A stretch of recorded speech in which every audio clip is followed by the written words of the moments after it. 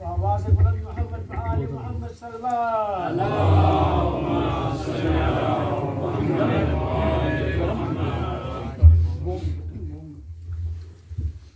اعوذ باللہ من الشیطان الرجیم. بسم اللہ الرحمن الرحیم.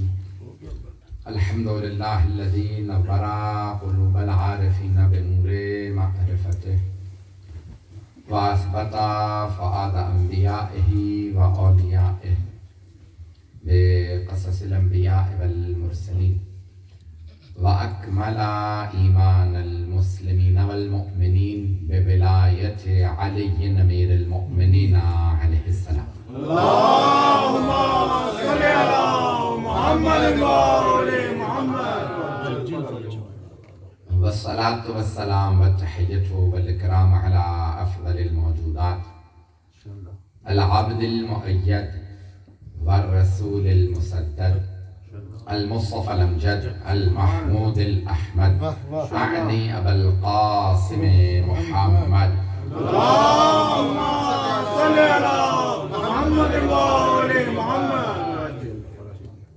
وعلى روحه ونفسه وسهره وبسيه سيد الاتقياء والاصفياء مولى الموالي امام المتقين علي بن ابي طالب. اللہم صلی علی محمد وآل محمد. وعلى اوصيائه لا سيما بقية الله في الارض روحي وارواح العالمين لتراب مقدمه واللعنة الدائمة على أعدائهم أجمعين من الآن إلى قيام يوم الدين. أما بعد فقد قال الله الحكيم في كتابه الكريم. بسم الله الرحمن الرحيم. ومن الناس من يشري نفسه ابتغاء مرضات الله والله رؤوف بالعباد. صدق الله العلي العظيم. صلوات. اللہم صلی علی محمد وآل محمد. I've been asked to speak 10 minutes in English before I convert to Urdu. For saving the lives of the people that we know, we may have to contribute differently. Sometimes it is a financial contribution. You have to provide for the food that a person takes. And if you provide for the food, that person lives. And sometimes you have to fight for that person to save their lives. Sometimes you have to provide for the medical assistance they need. Sometimes they're under attack, so you have to fight. Sometimes it is more than that. They need to live a part or an organ from your body. You may sometimes donate some blood to save someone's life. Sometimes you may have to give your heart to save someone's life. Likewise, for protecting religion and protecting the religious orders, you may have to make similar sacrifices. I'm not sure if I have everyone's attention. Yes, inshallah. Sometimes you need to make financial contribution towards religion, and that may be sufficient. But sometimes you have to fight for religion. Like the people had to fight in Iraq and Syria to save the harams of the Ayman.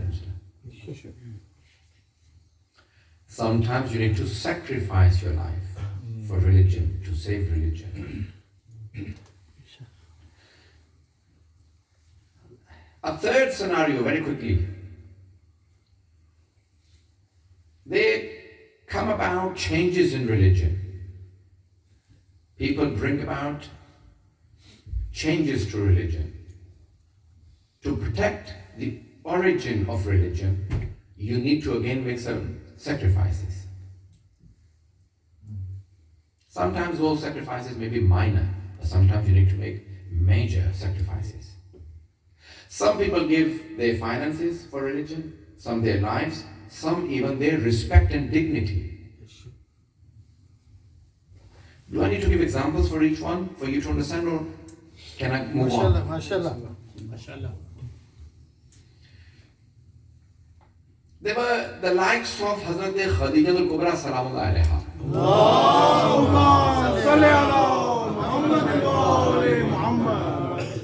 Who made financial contributions. Without her contribution, Islam wouldn't be where it is today.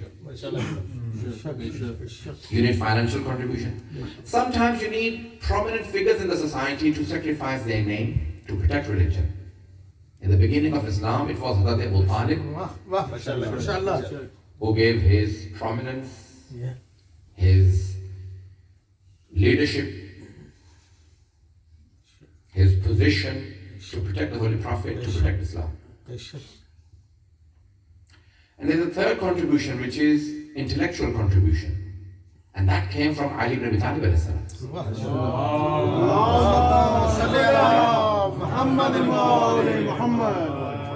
I'm not sure if you had that coming from him.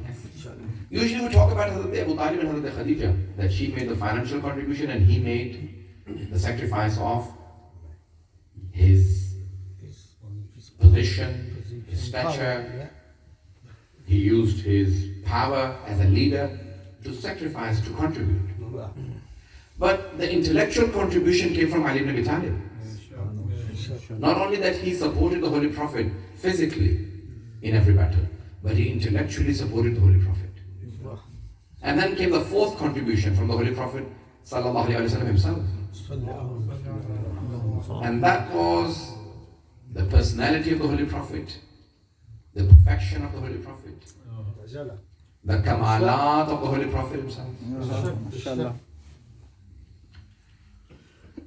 You see, when Sayyid al-Shuhada saw that if I don't sacrifice everything that I have, then religion will be completely destroyed. And the likes of Yazid and Bani Umayyah, the likes of Muawiyah, Marwan, Walid,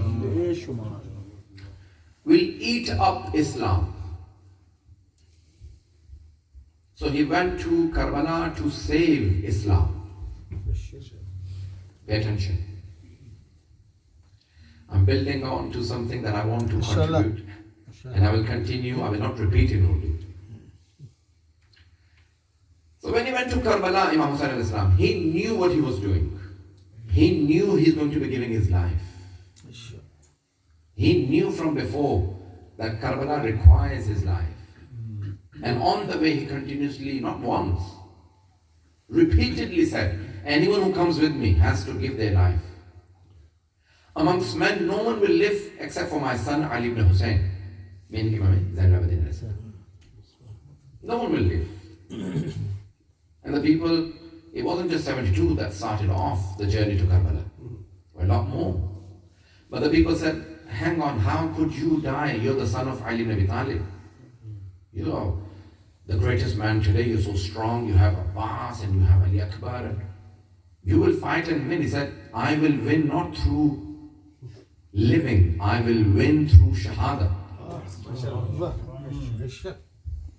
You will not get any war booty. The battles had returns, financial returns. You will not get any of that coming with me. You'll have to give your lives. How can that happen? And he said, no, I assure you, if you come with me, you'll die. A lot of the people started leaving. You see, to give wealth can be sometimes difficult for religion. But many people can do that. But to give your life for religion is something else. And you know what? And to give your dignity for the sake of religion. Not many people can do that. Only Ahlul Bayt alayhi salam did. And that's why they have the most dignity, the highest level of dignity today. Why? Because they sacrificed. Imam Hassan Mustafa sacrificed his dignity. Going to the streets, taken as captives, that's giving up your dignity. For them especially, it was very difficult because they were not people like us. But they said, fine, for the sake of religion, we'll do everything. Many times, unfortunately, people don't understand the whole concept of deen. So they say Imam Hussain al-Islam sacrificed his life for one thing or the other. I don't want to name things. You may name many. Yes? Sometimes people say Imam Hussain gave his life for namaz. Sometimes say for hukumat, for government, for this and for that. He did not give his life for one thing. He gave his life for religion, for deen. Deen has usul, furu, it has fruits, it has many things. When you say deen, does it mean one thing? It has usul, it has furu, it has fruits. The fruits are akhlaq, furu are namazullah and usul are tawheed. Had it not been for Imam Hussain alayhi salam, there would be no one saying La ilaha illallah today. Even the people who say La ilaha illallah, yes? Even they would not exist. There would be no one saying Ashhadu an la ilaha illallah had it not been for Imam Hussain alayhi salam. Pay attention. So the people who read the verses from the Holy Quran to us and say Iyaka na'budu wa iyaka nasta'een. Their Iyaka na'budu wa iyaka nasta'een is a false statement without Imam Hussain alayhi salam. Their Iyaka na'budu wa iyaka nasta'een is a lie without Hussain ibn Ali alayhi salam. I'm not sure if I'm getting across. So the people who may say Iyaka na'budu wa iyaka nasta'een in namaz, their namaz is a piece of lie without Hussain ibn Ali. Because they don't realize that this namaz would have died before the Asr of Ashura had it not been for Imam Hussain alayhi salam. Hajis, there were many Hajis in Makkah when Imam Hussain alayhi salam was leaving for Karbala. So there were many people performing the Hajj of the house of Allah, but there was only one man saving the Hajj of Allah. And that was Hussain ibn Ali. Even the people in the army of Yazid were saying, let's kill Hussain ibn Ali before Asr so we can pray Asr on time. But it was Hussain ibn Ali that was saving Asr. You see, there would have been no Muhammadur Rasulullah had it not been for Imam Hussain. There would have been no Aliyun Waliullah had it not been for Imam Hussain. The Quran would have been there. People would have not believed in the Holy Quran. Allah would have been there, but there would have been no believers in God if the highest personality, Hussain ibn Ali, submitted to someone like Yazid. So what did Imam Hussain do? He went to Karbala and he said, I will give everything to save religion. And you see, hence Khaja Mu'inuddin Chishti, who is not even a Shia, said, Shah-ast Hussain. Badshah-ast Hussain. But the second couplet is more important. Deen-ast Hussain. He says, Hussain is the religion. Then he says, no, sorry, I'm mistaken. In the same couplet, you know what he says?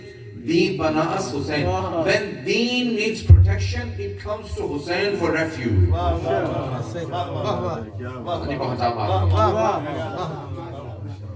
خواجہ میرے کہتے ہیں دین حسین ہے، پھر کہتے ہیں نہیں جب دین کو بھی پناہ کی ضرورت ہو تو وہ حسین کے پاس آتا ہے.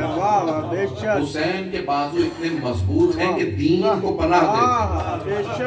اگر حسین پناہ نہ دیں تو دین نہیں رہتا.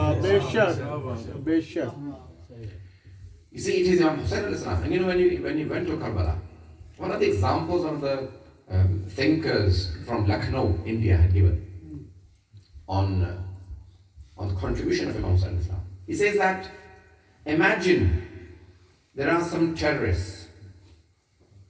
Suppose they come and cut the track of the train, and the train is fast approaching, and there are people on it. You have to protect the train and the people. So some people say, well, let's do something before the train approaches, derails, and everyone is killed. So one person says, hang on, there is not enough time. I'll stand on the side where the track ends. When the train approaches, they will see that there is a man standing. They will try and save me. When they try and save me, they will stop. They may kill me, but at least the train will will be safe and everyone on board will be safe. So he told the rest of the people, don't come with me. When they come off the train, tell them I did not commit suicide. Tell them I gave my life to save them. Do I have everyone? The terrorists that cut the track were Banu Umayyah and their leader was Yazid. The train was Deen, Islam, religion. People on it were Muslims and all of our beliefs. Everything was on it. The man who gave his life to save the train and everyone on board was Hussein. And the ones who stayed behind to tell everyone were Hazrat Sayyid Sajjad and Zainab Kubra. Salamullahi alayhi.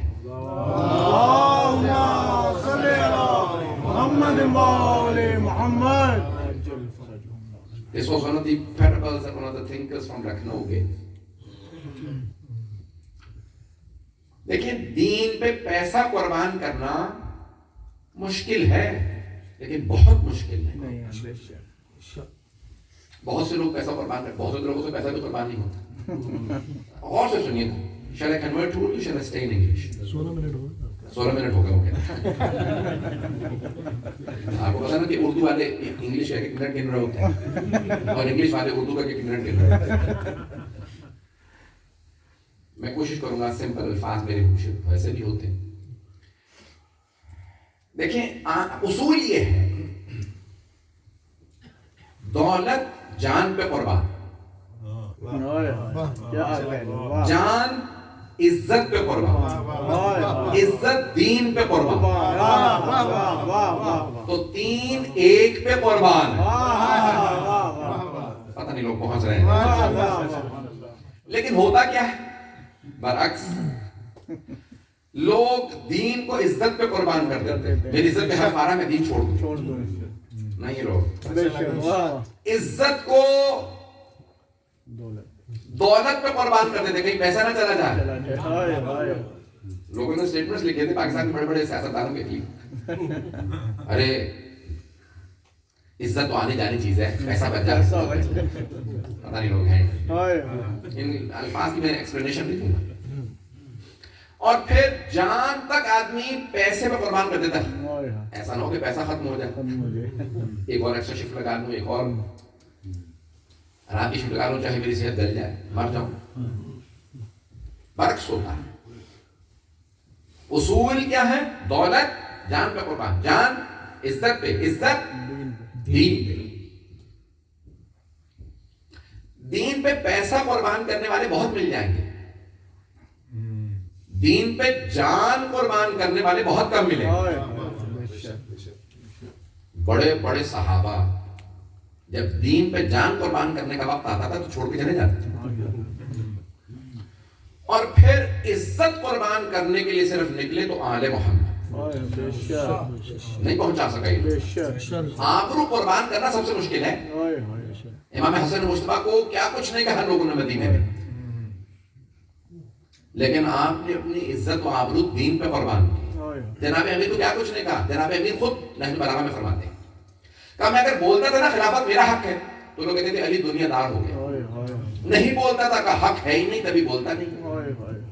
का दोनों तरफ से मैं ही मुजरिम था, बोलूं तब भी, ना बोलूं तब भी. एक्यूजेशन मुझे ही मिलती थी. क्या लेकिन मेरी मीरास लुटती रही, मैं खड़ा देखता. वफी हल्क़े शदन वफी आईने अगन, मेरे हलक में हड्डी थी जिसको मैं ना उगल सकता था ना निगल सकता था. आंख में कांटा था जिसमें ताकत होते हुए मैंने नहीं निकाला. मौला का खुतबा बड़ा सख्त अल्फाज. देखिए दीन पे आबरू कुर्बान करना बड़ा मुश्किल है. मैंने ये आयत इंतखाब की थी आज क्योंकि अव्वल रबीउल अव्वल थी आज, और अव्वल रबीउल अव्वल शब हिजरत, शब मबीत है. एक बहुत बड़े आलिम दीन ने 600 सफ़े की पूरी किताब लिखी है आया मबीत पे. आया मबीत,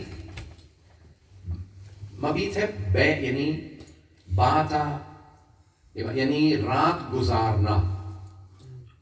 सरवर कायनात हिजरत करके مکے سے مدینے آ گئے اور اپنے بستر پہ جناب امیر سے کہا آپ سو جائیے. اسے کہتے ہیں لیلۃ المبیت. لیلۃ المبیت عربی میں شب ہجرت عام طور سے اردو فارسی میں کہا جاتا ہے.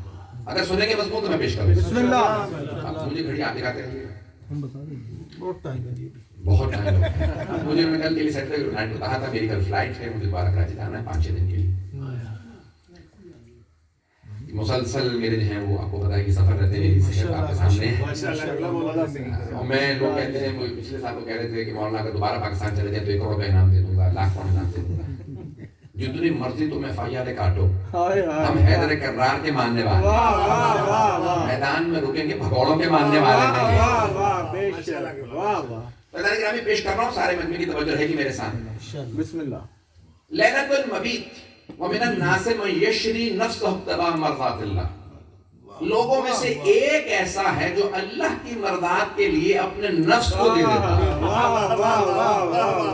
واللہ رؤوف بالعباد. اللہ اپنے بندوں پہ بڑا ہی مہربان ہے. آیت نمبر 207 اور سورہ بقرہ. جناب سرور کائنات نے کہا سب اپنے اپنے گھر میں رہیں. اللہ نے مجھے حکم دیا آج رات میں نے ہجرت کرنی. تو سب کہاں تھے؟ اپنے اپنے گھر. تو جناب سرور کائنات نے خادم سے کہا جاؤ میرے بھائی علی کو بلانا.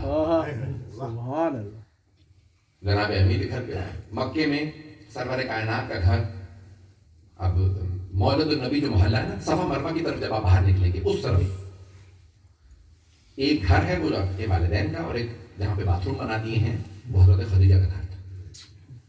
آل سعود کے اوپر خدا لعنت کرے. بے شمار. تو وہ گھر تھا جناب خدیجہ الکبریٰ جہاں سے دعوت اسلام شروع ہوئی. یہاں پہ وہ جو وائٹ کلر کے جو بلڈنگ ہے باتھ روم. تو اب سرور کائنات وہاں پہ تھے. جناب امیر کو بلایا حضرت ابو طالب کے گھر سے. جناب امیر تشریف لایا, کہا یا علی میرے بستر پہ سو جائیے. اللہ نے مجھے حکم دیا ہے کہ میں ہجرت کر جاؤں. میری جان کو خطرہ ہے, مجھے ہجرت کرنی. کس کی جان کو خطرہ ہے؟ سرور کائنات. کہ اللہ نے مجھے حکم دیا کہ آپ ہجرت کر جائیں کیونکہ قریش نے میرے خلاف منصوبہ بنایا ہے میرے قتل کا. تو یعنی آپ میرے بستر پہ سو جائیے. جناب امیر نے بس ایک سوال کیا, سارے مورخین نے لکھا کہ یا رسول اللہ میرے آپ کے بستر پہ سونے سے کیا آپ کی جان بچ جائے گی؟ سرور کائنات نے فرمایا ہاں میری جان بچ جائے گی. تو تاریخ اسلام میں پہلا سجدہ شکر جناب امیر میں ڈالا.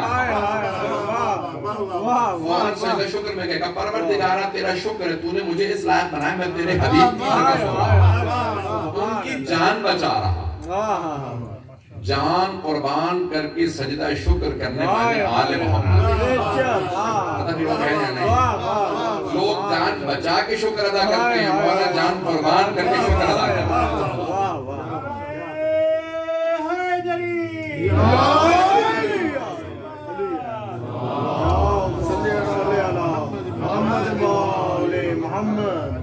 جناب امیر نے سجدہ شکر جیسی سجدہ شکر پیدا لائے تو آپ نے فرمایا کہ میں جا رہا ہوں. وہاں ابو سفیان نے سب قریش کے سرداروں کو جمع کیا, کہا بھئی مل کے ہر قبیلے سے ایک ایک آدمی مجھے دے دو جو اچھا نیزہ چلاتا, جیولن اچھا استعمال کرنا جانتا. کہ کیا ہوگا؟ کہا جناب محمود کو قتل کر دیں صلی اللہ علیہ وسلم.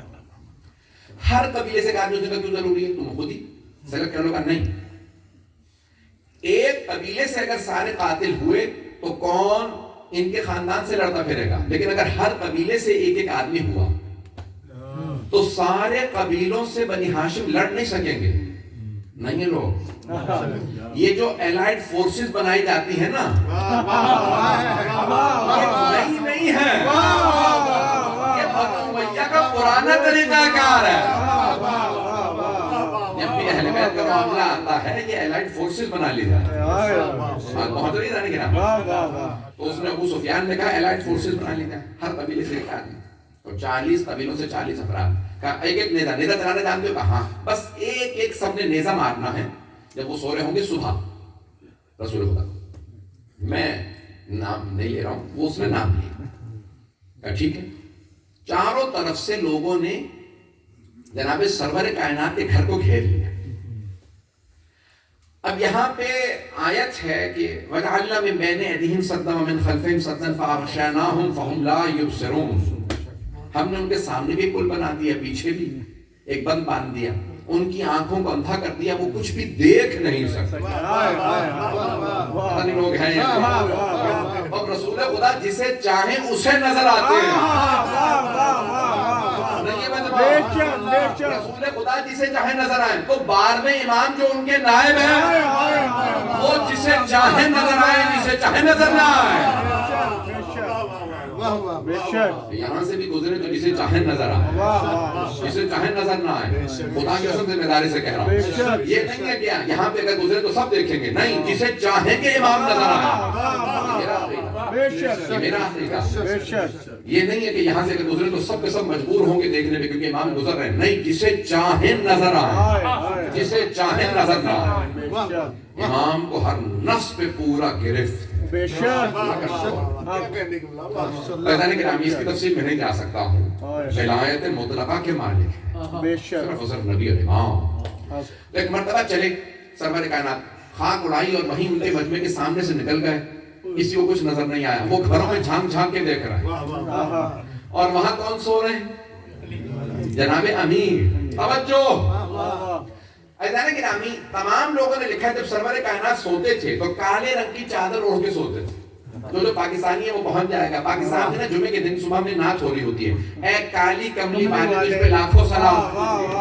رسول خدا کالی چادر لیں تو سنت ہے, شیعہ کالا لباس پہنے تو بدعت ہے.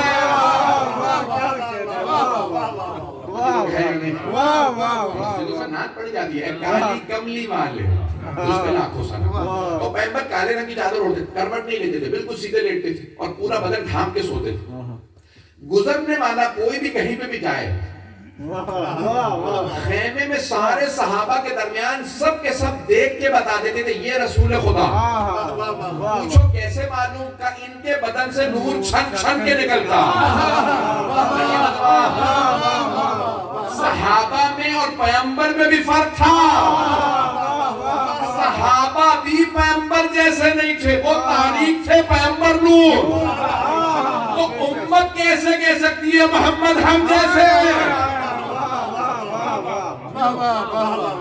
اور وہاں سرور کائنات بستر پہ نہیں ہے, جناب امیر سو رہے ہیں, اور رسول خدا جب سوتے تھے تو نور بدن سے چھن چھن کے نکلتا تھا.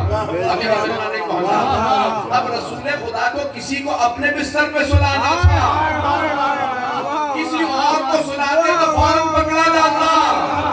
اس کے جسم سے ویسا نور نہیں نکل رہا.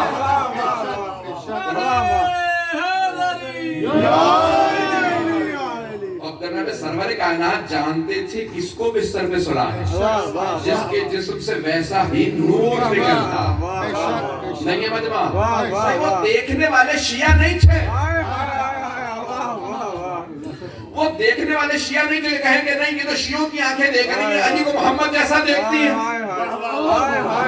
وہ بھیجے ہوئے ابو سفیان کے تھے, اور دیکھ دیکھ کے بار بار کہہ رہے تھے ابھی محمد سو رہے ہیں. انہیں وولٹیج میں بھی فرق نہیں لگا. ان میں سے کسی نے نہیں کہا اس کا نور کم ہے, اس کا زیادہ تھا, اس کا قد چھوٹا اس کا بڑا تھا. گرامی, وہ سب بنو امیہ کے گماشتے تھے, ابو سفیان کے بھیجے ہوئے, سب کے سب بار بار دیکھتے پھر بھی کہتے محمد سو رہے ہیں. تو اب پتہ چلا محمد و علی میں کوئی فرق نہیں. نہ قد میں, نہ نور میں, نہ سونے کے انداز میں. اگر کسی اور کو سرور کائنات بستر پہ سلاتے تو نور ہی سے پکڑا جاتا. اور پھر دیکھیں نیند عجیب و غریب چیز, سولی پہ بھی آ جاتے ہیں. جب آ رہی ہو نا, کہیں کہ بھئی اگر تم سو گئے تو لٹک جاؤ, ہم نے پھندا لگا رکھا ہے, سو کے تو فوراً گردن. نیند آ رہی ہو تو سولی پہ بھی آ جاتی ہے, نہیں پہنچا سکتا. نیند سولی پہ بھی آ جاتی ہے, لیکن اگر جان پہ پڑی ہو نا, آپ کہتے ہیں سو گے تو گولی مار دوں گا, تیر مار دوں گا. اب نیند آ بھی رہی ہو تو نہیں آئے گی. توجہ, رسول خدا بھی جانتے ہیں آنی ہو تو ہر جگہ آ جاتی ہے. آرام دہ بستر ہو اس پہ بھی نہیں آتی، آنی ہو تو غار میں بھی آ جاتی ہے. ایسی مشکل ہے.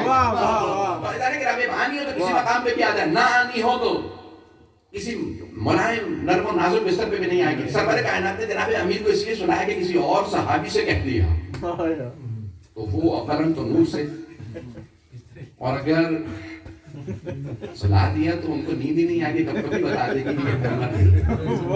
فیضان گرامی وہ جناب امیر جو ہر رات میں 1000 رکعت پڑھتے ہیں. نہیں ہے مجمع. ایک حدیث میں بھی دیکھ رہا ہوں، مستند ترین حدیث ہے. جب دعبل خزائی شاعر تھا بہت بڑا، اس نے مولا امام رضا کی شان میں قصیدہ کہا، امام امیر المومنین کی شان میں قصیدہ کہا، تو مولا نے کہا یہ میرا کرتا دینا چاہتا ہوں. کہا دعبل یہ عام کرتا نہیں ہے، میں نے اس میں 1000 نمازیں ہر رات پڑھی ہیں، 1000 دن، اور 1000 ختم قرآن کیا، 1000 روزے رکھے. وہ کرتا ہدیہ کر رہا ہوں میرے جد کی شان میں قصیدہ کہتے ہوئے.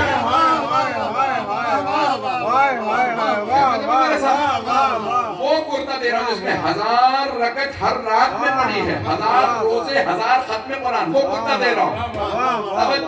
اب کئی لوگ کہہ سکتے تھے علی کو تو نیند نہیں آتی تھی، 1000 رکعت کی عادت تھی. تو جناب امیر نے شب ہجرت سو کے بتایا، عادت نہیں تھی جاگنے کی، انسومنیا نہیں تھا. وہ کہتا بھی عادت ہی نہیں تھی سونے کی، اس لیے 1000 رکعت پڑھ لیتے تھے. مولا نے سو کے بتایا اتنے آرام سے کوئی نہیں سو سکتا سوائے علی. نیزوں کے سائے میں نیند صرف علی کو آتی. جناب امیر وہاں پہ سو گئے. تو ایک مرتبہ جو احمد ہجرت کر گئے اور کہا یا علی بس 2 کام کیجیے گا، امانتیں لوٹا دیجیے گا، اور جو فواطم ہیں، فاطمہ کی جمع فواطم، ان سب کو خیر و عافیت کے ساتھ مدینے لے آئیے. کہا یا رسول اللہ آپ نے کہہ دیا، میرا آپ سے وعدہ، میں سب کی امانتیں لوٹا دوں گا. یہ نہیں پوچھا یا رسول اللہ پورا گھر بھرا ہوا ہے امانتوں سے، نہ امانتوں میں آپ نے نام لکھے، نہ سگنلز ہیں، نہ کوئی پتہ نہیں لوگ ہیں یا نہیں، نہ کوئی پرچی ہے، نہ کچھ. کیسے پتہ چلے گا کون سی امانت کس کی؟ اتنے لوگ بعد میں لڑتے رہیں گے، میری امانت نہیں ملی، میری امانت نہیں ملی. تو رسول خدا نے بس ایک حدیث فرمائی تھی، لا یؤدی عنی الا علی، میری لی ہوئی امانت کو کوئی نہیں لوٹا سکتا سوائے علی. میں نے لی ہے، علی لوٹائیں گے. نہ جناب امیر نے آنے والوں سے پوچھا کون سی امانت رکھوائی تھی، تم بتاؤ، تم بتاؤ. گرامی کسی سے نہیں پوچھا. صبح اٹھے آدمی کا چہرہ دیکھتے تھے، امانت کے ہاتھ میں. امانت ہاتھ میں. آنے والا یہ نہیں کہتا تھا کس کی امانت دے دی، میں تو کچھ اور رکھوا کے گیا تھا. اس کا مطلب ہے کہ جناب امیر کا اور سرور کائنات کا ہاتھ امانت میں ایک سا ہے. امانت لیں گے رسول خدا، لوٹائیں گے علی. یہاں جناب امیر پوری رات جو ہے وہ سوتے رہے. صبح جیسے ہی ہوئی نا، فجر سے پہلے ایک مرتبہ ایک نے کہا میں چادر کھینچوں گا، تم سب نیزے مار دیں. اسے رسول خدا انہوں نے چادر کھینچی، سب نے نیزے اٹھائے مارنے کے. کہا رک جاؤ، یہ محمد نہیں علی. توجہ، سب نے نیزے روک لیے. کیوں؟ نہیں مجمع، یہ گزشتہ 10 برس سے مسلسل مارے کھاتے رہے تھے. نہیں ہے آپ عزیزان گرامی، انہیں پتا تھا شیر بستر پہ بھی ہو، شیر ہوتا. ایک مرتبہ دھاڑے کا سب کو پلٹ.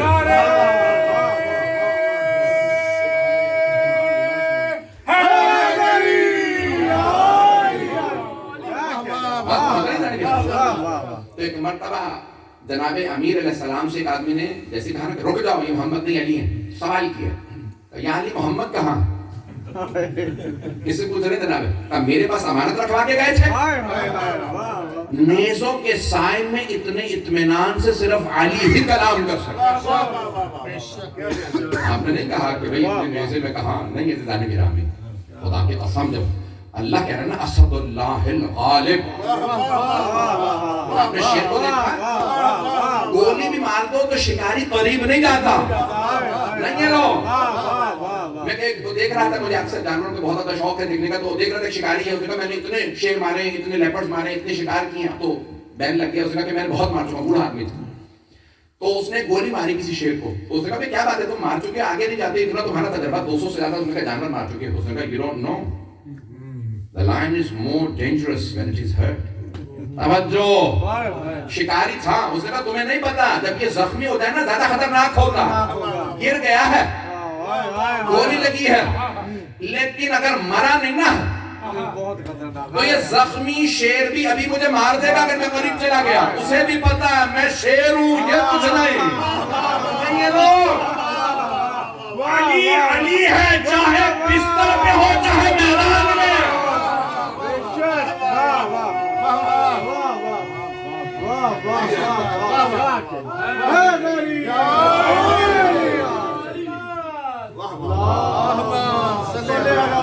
محمد محمد جو ہے نہیں کہنا, جناب امیر علیہ السلام نے ایک مرتبہ اسی بستر پہ کہا کہ میرے پاس امانت رکھوا کے گئے.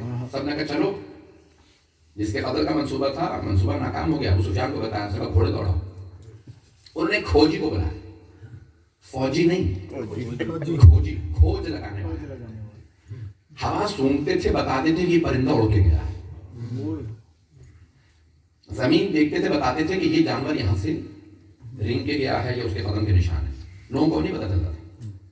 تو انہوں نے فوراً ابو سفیان نے, عتبہ, شیبہ, ابو جہل, یہ سب جمع ہوئے, کہا کہ بلاؤ کھوجی کو, کھوج لگائیں. اس نے کہا میں لے چلتا ہوں, رات میں یہاں سے چلے اور یہ قدموں کے نشان ہے. اس نے کہا یہاں سے 2 ہو گئے. توجہ, اس راستے سے ایک نہیں 2 آدمی, ان کا دوسرا کون ہے کہ یہ نہیں بتا سکتا. چلتے رہے. اس نے کہا بھئی اس غار تک میں ضمانت دیتا ہوں کہ دونوں آئیں. جیسے غار پہ پہنچے تو دیکھا کہ وہاں پہ کبوتر کے 2 انڈے رکھے ہیں, پورا جالا بنا ہوا. ایک ہی رات میں اس نے کہا جو اسپائڈر ہے, مکڑ, یہ ایک رات میں اتنا بڑا ویب, اتنا بڑا جالا نہیں بنا سکتا. کبوتر ایک دن میں 1 انڈا دیتا ہے. توجہ, جب when it lays eggs تو 2 انڈے دیتا ہے کبوتر, ایک دن میں ایک, اگلے دن دوسرا. تو ہیچ بھی ہوتے ہیں, ایک دن پہلے ہوتا ہے, دوسرا. دوسرے 2 انڈے, اس کا مطلب ہے کہ پہلے کا گھونسلہ, نیسٹ از اولڈ. یہ آدمی ہمیں بیوقوف بنا رہا, یہ یہاں پہ لے آیا, یہاں تو ہے ہی نہیں, ہو ہی نہیں سکتے. چلو, مندر سے رونے کی بھی آواز آئی. رسول خدا صلی اللہ علیہ وسلم نے فرمایا کہ کیا ہوا, مجھے سامنے کاٹ لیا. تو میں لا تحزن, یعنی میں علی کی طرف سے پریشان ہوں, اپنے لیے نہیں روتا. کہ ان اللہ مانا, اللہ میرے علی کے ساتھ. اس سے زیادہ بول کے نہیں پڑھ سکتا. ان اللہ مانا لا تحزن, حزن نہ کر. توجہ, قرآن کی آیت ہے, الا ان اولیاء اللہ لا خوف علیہم ولا هم یحزنون. وہ جو اللہ کے ولی ہوتے ہیں نا, نہ ان پہ خوف طاری ہوتا ہے نہ حزن طاری ہوتا ہے. اللہ کے ولی پہ نہ خوف ہوتا ہے نہ حزن. اگر کسی پہ حزن ہوا ہو تو وہ اللہ کا ولی نہیں. لیکن یہاں ان اللہ معنا, وہ سب کے سب کا واپس چلو. یہ ہمیں دھوکہ دیتا رہا, یہ غلط جگہ لے آیا. وہاں پہ رسول خدا کوئی اللہ نے دان بچائی تھی, آپ نکل گئے ہجرت کر کے. یہاں جناب امیر اٹھے, امانتیں دی. ہے کون سا بتاؤ, مجھے بتانے قبلہ ایک بات ہے, جب رسول کسی کو نظر نہیں آئے تو یہ ابو بکر کو کیسے نظر آئے؟ اب نہ بھی ہونا تو پتہ ہو جائے. یہ ایسا کام تو ایسا نہیں کہ ہم یہ لائف جا رہا پوری دنیا کے اندر, تھوڑا سا میرا کر لیں, میں ابھی بہت اچھے خاصے لوگ کر کے آ رہا ہوں, جا رہا ہوں دل و گردے کے ساتھ اور ہر جگہ پہ کھل کے پڑھ رہا ہوں. ایسا نہیں کہ سرور کائنات ان مشرکین و کفار کو نظر نہیں آئے. توجہ, لیکن یہ نہیں کہا گیا اچھا کہ مومن یا منافق کو بھی نظر نہیں آئے. اب چاہے ظاہری کلمہ ہو, جو کلمہ وہ ہوگا اسے نظر آئیں گے, اور اگر چاہیں گے تو نظر آئیں گے. چاہتے تھے نظر آ جاؤ, نہیں تو واپس جا کے کہیں علی کی جان کا خطرہ نہ بن جائے.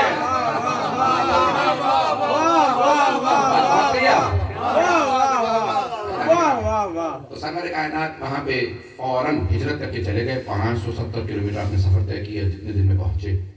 انہوں نے کہا کہ طلع البدر علینا, ایسا نہیں یاد ہے نا, پوری نعت ہے, انہوں نے پوری وہ قصیدہ پڑھا. کہا کہ ہمارے پہ بدر نے طلوع کیا, فل مون ہیز اپیئرڈ اپون اس, یعنی رسول خدا ہے. کہا کہ یا رسول خدا یثرب میں آ جائے. یثرب نام تھا, ابھی مدینہ نہیں. کہا نہیں, اسی مقام پہ رکوں گا, قبا کے مقام پہ, وہاں مسجد بھی بنانے سے ہوگا. کہا جب تک میرا بھائی علی نہیں آ جاتا میں شہر میں نہیں داخل ہوں. شہر میں بھی نہیں جاؤں گا جب تک علی نہیں آئے, مدینے میں بھی نہیں جاؤں گا جب تک میرا بھائی نہ آئے. تو وہاں جناب امیر نے ایک مرتبہ ساری امانتیں لوٹائیں گھر.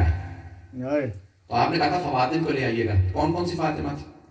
ایک تو تھی رسول خدا کی دختر حضرت سیدہ. ایک خود آپ کی اپنی والدہ, رسول خدا فرماتے تھے میری ماں کے بعد میری ماں, امی بعد امی, میری ماں کے بعد میری ماں حضرت فاطمہ بنت اسد. جناب امیر کی والدہ تھی, لیکن جناب سرور کائنات نے کہا تھا ان کو لے آئیے. اور تیسرے فاطمہ بنت زبیر کہ جو رسول خدا کی بھانجی تھی, تو آپ نے کہا کہ گن کزن کی بیٹی تھی, تو آپ نے کہا کہ ان کو لے آئیے. توجہ سے سنیے گا, میں تمام کر رہا ہوں. یہاں جناب امیر المؤمنین علیہ السلام نے کیا کیا, محملیں سجائیں, کجاوے لگائے, اور بہت خوبصورت کپڑے لگائے, پردے کا اہتمام کیا. رسول خدا نے کہا ہے کہ ان کو لے آئیے گا. پردے کا اہتمام رسول خدا کی بیٹی کو کسی نے نہیں دیا. تو آپ نے محمل سجائی اور پردے لگائے, اور ایک مرتبہ بالکل گھر کے سامنے لے آئے, کیونکہ اونٹنی اندر نہیں جا سکتے. تو ناکا وہاں پہ ساری اونٹنیوں کو لگایا, اور آواز دی سب سے پہلے دختر رسالت کو, جن کا مقام سب سے زیادہ. توجہ ہو, کہا کہ آپ کی محمل میں نے سجا دی ہے, اور اونٹنی سامنے آپ کے تشریف فرما بٹھا دی گئی, آپ سوال ہو جائیے. پھر جناب اپنی والدہ کو آ گئے سب کو. ایک مرتبہ ابو سفیان اور وہ سب کے سب جمع ہو گئے. انہوں نے کہا کہ دیکھو محمد تو چلے گئے,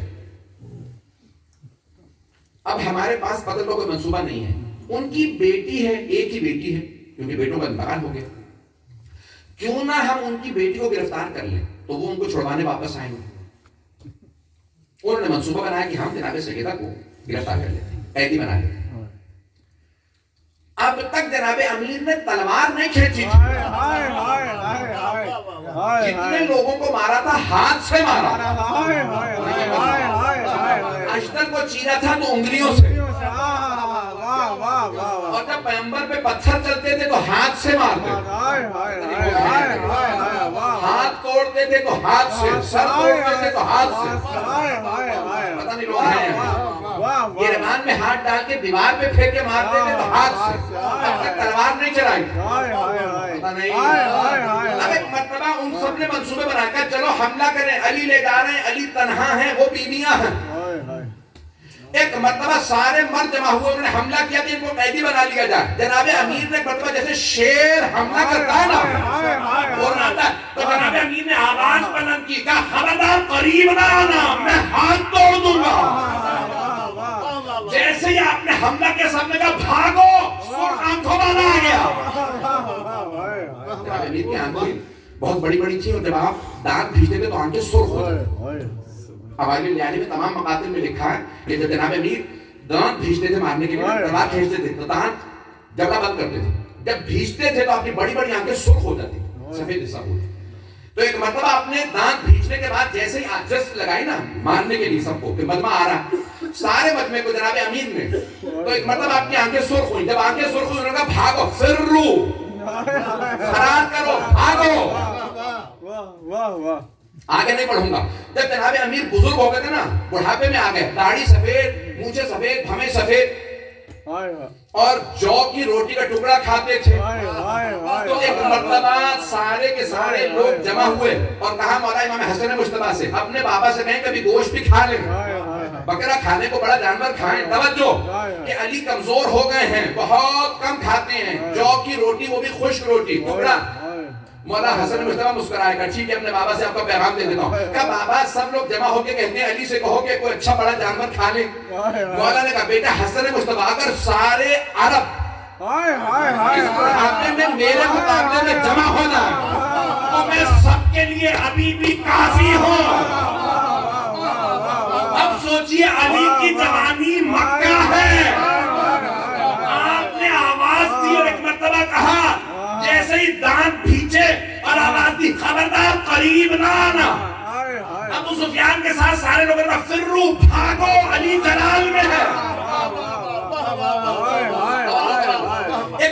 مولا واپس آئے اور آنے کے بعد جناب سیدہ سے کہا آپ کو کوئی گھبراہٹ تو محسوس نہیں ہوئی کہ اتنے لوگوں نے مکہ کے حملہ کر دیا تھا؟ تو جناب سیدہ نے محمل سے آواز دے کے کہا جس کا ہمراہ محافظ علی ہو اسے خوف نہیں ہوگا، جس کی حفاظت کے لیے علی ہو اسے خوف نہیں ہوتا۔ تو اب یہاں پہ علماء کہتے ہیں کہ جناب امیر کا بھی اونٹ تھا، اب آپ اونٹ پہ سوار نہیں ہو۔ آپ جانتے ہیں نا اونٹوں کو اگر باندھ دیا جائے تو وہ کیوں میں چلتے ہیں، صف میں چلتے ہیں، آگے پیچھے نہیں جاتے، ٹرینڈ ہوتے ہیں۔ لیکن کہتے ہیں پورے رستے مکے سے مدینے جناب امیر اپنے اونٹ پہ سوار نہیں ہو، کیوں؟ بی بی کے جملے کے بعد کہ جس کی حفاظت کرنے والے علی ہو، اسے کیسا خوف۔ تو اب آپ نے کہا میرا اونٹ رہنے دو، جو لوگ آ رہے ہیں میں اب پیدل چلوں، 570 کلومیٹر پیدل آ، کیوں کہ سیدہ نے اتنا بڑا جملہ کہا کہ کوئی اسے خوف نہیں ہوتا جس کا حفاظت کرنے والا ہے۔ جملے سنیے گا، جیسے ہی جناب امیر پہنچے نا، مدینہ تو اندر تھا، قبا رسول خدا وہیں تھا، تو پورے مجمع نے جناب امیر کا استقبال کیا۔ جناب امیر سب سے آگے ہیں اور آپ کے ہاتھ میں مہار، اونٹنی کی کس کی؟ جناب سیدہ کی۔ تو ایک مرتبہ مجمع جب آیا کہ رک جاؤ، کسی سے نہیں ملوں گا، مجھے پہلے رسول خدا سے ملوں گا۔ رسول خدا آگے بڑھے، جناب امیر کو گلے لگایا، تو آپ نے پیار کیا، چوما پیشانی کو، کہا یا رسول اللہ سب کچھ بعد میں، آپ نے کہا تھا فاطمہ آپ کے پاس امانت ہے، یا رسول اللہ یہ اپنی امانت لے لیجیے۔ اونٹنی کی نہار دی اور ایک رو کے جملہ کہا یا رسول اللہ میں نے آنچ نہیں آنے دی سیدہ میں، حملہ ہوا تھا، میں اپنی جان پہ کھیل گیا، میں نے سیدہ پہ آنچ نہیں آنے دی۔ اول ربیع الاول کو گھر پہ آنکھ بھی لگی۔ جب 3 جمادی ثانی کو جناب امیر قبر مطہر کے سامنے لے کے آئے نا جناب سیدہ، تو جانتے ہیں اس کو کیا فرمایا تھا؟ یا رسول اللہ اپنی امانت واپس لے لیجیے۔ جب ہجرت کر کے آئے تھے تب بھی یہی کہا، اور اب جب قبر مطہر میں اتارنے لگے نا تو پھر بھی یہی فرمایا یا رسول اللہ اپنی امانت واپس لے لیجیے۔ لیکن اس کے ساتھ ایک جملہ کہا، اس وقت کہا تھا میں نے آنچ نہیں آنے دی، لیکن اب نے کہا یا رسول اللہ آنچ نہیں آنے دی، کہا آرام سے لیجئے گا، یہ وہ فاطمہ نہیں ہے جو آپ کے مجھے تھے، اس فاطمہ کا پہلو شکستہ، یہ فاطمہ بہت زخمی ہے، اجرکم بس پہ کوئی رونے میں بخل نہ کرے۔ بانی مجلس نے مجھ سے درخواست کی مولانا ہو سکی تو شام سے مدینے واپسی کے مسائل پر میں سوچ کے آیا تھا 35-40 منٹ پڑھوں گا، 1 گھنٹہ پڑھنا نہیں چاہ رہا تھا، آئیں آخری ایام ہیں۔ اب علی و بطول کی بیٹیاں کربلا اور شام کے سفر کے بعد مدینے واپس آئی ہیں۔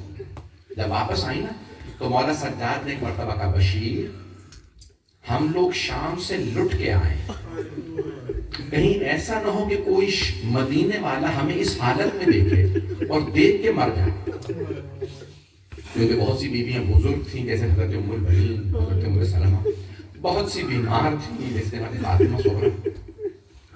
بشیر پہلے جا کے مدینے میں اعلان کر دو حسین مارے، پھر ہم مدینے میں آئیں گے۔ تو بشیر ایک مرتبہ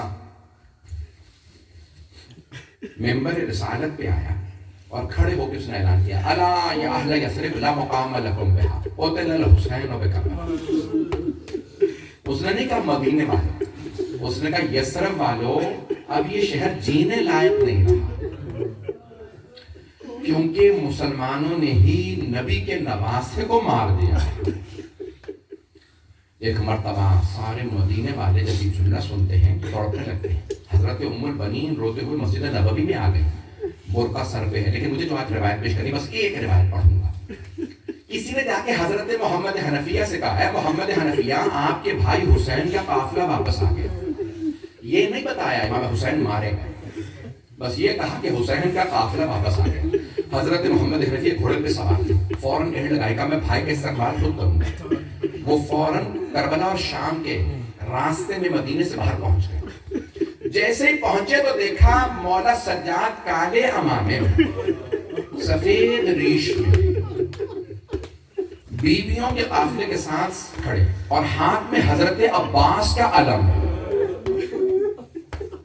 حضرت محمد حنفیہ نے گھوڑے پہ سوار ایک سوال کیا, میرے ساتھ ذرا مدینے چلیے گا. سوال کیا, کہا این اخی الحسین, میرے بھیا حسین کہاں؟ امام سجاد نے آواز دیا, قد قتل بکربلا, آپ کے بھائی کربلا میں مارے گئے. ان کے آنسو بہت غیرت مند تھے, پہلوان تھے, آنسو بہنے لگے. تو ایک مرتبہ کہا کہ اتنا سب کچھ ہو گیا, حسین مارے گئے, عباس کہاں تھا؟ تو حضرت امام سجاد نے فرمایا قد قتل, وہ بھی کربلا میں مارے گئے, قد قتل بکربلا, وہ بھی کربلا میں. اب میں اور کچھ نہیں پوچھوں گا, بس مجھے اتنا بتا دو, میرے بھائیوں کے ساتھ میری بہنیں بھی گئیں تھیں, میرے بھائیوں کے ساتھ میری بہنیں بھی گئی تھیں, یہ بتاؤ کہ علی و بطول کی بیٹیوں کا کیا ہوا؟ تو مولا سجاد نے آواز دے کے کہا, چچا انہیں کوفہ اور شام کے بازاروں میں لے جایا گیا, انہیں شرابی کے دربار میں لے جایا گیا. بس یہ جملے سننے تھے. ایک مرتبہ حضرت محمد حنفیہ گھوڑے کی پشت سے زمین پہ گر گئے. جیسے ہی زمین پہ گرے نا, تو ایک مرتبہ جناب سید سجاد آگے بڑھے, چچا کے سر کو اٹھا کے زانوں پہ رکھا اور فرمانے لگے کہ چچا جان گھر جا کے روئیں گے, گھر چلیں. کہ آپ کون ہے, بار بار مجھے چچا کیوں کہتے ہیں؟ کہ چچا پہچانا نہیں؟ کہ نہیں, میں نے آپ کو نہیں پہچانا. کہ چچا میں علی ابن حسین زین العابدین, میں سید سجاد. حضرت محمد حنفیہ نے فرمایا, سید سجاد آپ 24 برس کے جوان ہیں, یہ آپ کی داڑھی سفید کیسے ہو گئی, یہ آپ کی ریشیں مبارک سفید ہو گئی. کہ چچا جان آپ نے صرف سنا علی کی بیٹیاں یزید کے دربار میں, آپ گھوڑے کی پشت سے گر گئے. چچا میں آنکھوں سے دیکھ کے آیا ہوں. جب یزید سوال کر رہا تھا ان میں علی کی بیٹی زینب کون؟ اے سجاد آپ کی داڑھی سفید کیسے ہو گئی؟ اجرکم اللہ. بس بھئی آخری جملے سن لیجیے, میں بہت تفصیل سے پڑھتا لیکن میری اس وقت حالت نہیں ہے. ایسا نہیں کہ ایک مرتبہ بیویاں آئیں, جناب زینب کبریٰ نے فرمایا, سید سجاد بیٹا میں گھر نہیں جاؤں گی, پہلے نانا کے روضے پہ جاؤں گی. جب بیوی آئی نا نانا کے روضے پہ, تو دونوں ہاتھ بیوی نے دروازے پہ رکھے روضے رسول کے, اور بلند آواز سے رو کے فرمانے لگی, یا جدہ انی ناعیۃ الیک بولدک الحسین, نانا میں آپ کے نواسے حسین کی سنانی لائی. نانا میں 70 قدم کے فاصلے پہ کھڑی تھی جب شمر نے حسین کے سر سے امامہ اتارا. نانا جب اس نے بالوں میں ہاتھ ڈالا, خنجر چلایا, میں نے رو رو کے کہا, اما فیکم مسلم, کیا تمہارے درمیان کوئی مسلمان نہیں ہے, یہ تمہارے نبی کا نواسا ہے. نانا کسی نے میری ایک نہ سنی. ایک مرتبہ سارے مدینے والے اتنی بلند آواز سے رونے لگے کہ جناب زینب کی آواز نہیں آ رہی تھی. جب جناب زینب کی آواز دب گئی نا, تو بی بی خاموش ہو گئی. جب سارے مدینے والے روتے روتے تھک گئے, خاموش ہو گئے, تو جناب زینب نے جملہ کہا, فرمایا, نانا اگر نامحرموں کا مجمع نہ ہوتا میں اپنی کلائیوں سے چادر ہٹاتی, نانا میں اپنے بازوؤں کے نشان دکھاتی, نانا میں آپ کو بتاتی آپ کی امت نے مجھے کتنے تازیانے مارے, نانا میرے پشت پہ بازوؤں پہ نیل ہے. اتنے میں جناب ام البنین حرم میں پہنچ گئی روضہ رسول پہ, اور جناب زینب سے گلے مل کے رونے لگی. کہا بیوی میں آپ کو مولا حسین کا پرسہ دینے آئی. جناب زینب نے رو کے فرمایا, اماں میں آپ کو عباس کا پرسہ دیتی ہوں. جناب ام البنین نے فرمایا, مجھے کوئی عباس کا پرسہ نہ دو, مجھے صرف میرے مولا حسین کا پرسہ دو, میرے سارے بیٹے حسین پہ قربان, میری ساری نظر حسین پہ قربان. اجرکم اللہ, اجرکم اللہ. آخری جملہ, اس کے بعد کچھ نہیں پڑھے. ایک مرتبہ جناب زینب کبریٰ نے فرمایا, بیٹا سجاد مجھے کچھ دیر کے لیے میری ماں کی قبر پہ لے چلے. جب ماں کی قبر پہ آئی نا, بیوی نے سامان سے کرتا نکالا, کرتے کو قبر پہ بچھا دیا. کہا اماں یہ آپ کے حسین کا کرتا ہے. ایک مرتبہ قبر پہ زلزلہ سا آنے لگا. بی بی نے فرمایا اماں برداشت نہیں ہوا. اماں آپ نے کرتا دیکھا ہے, اماں میں نے حسین کو ذبح ہوتے دیکھا ہے. الا لعنت اللہ علی القوم الظالمین وسيعلم الذين ظلموا أي منقلب ينقلبون.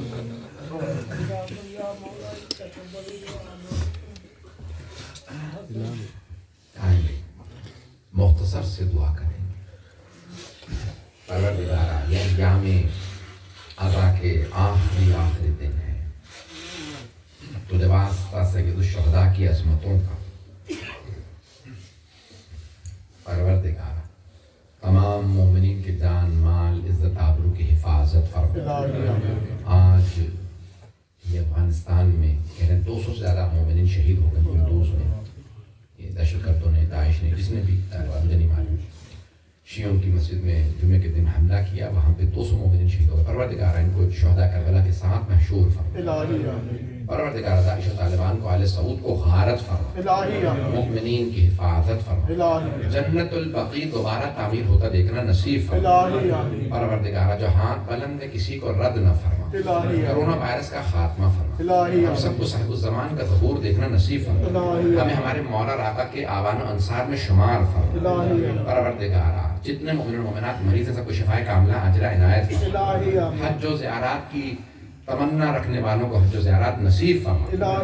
ہم سب کو زندگی میں بار بار محمد علیہ محمد علیہ السلام کی زیارات نصیب فرما. آخرت میں ان کی شفاعت نصیب فرما. ربنا تقبل منا انك انت السميع العليم بحق محمد وآله الطيبين الطاهرين المعصومين. ماتم حسین یا حسین.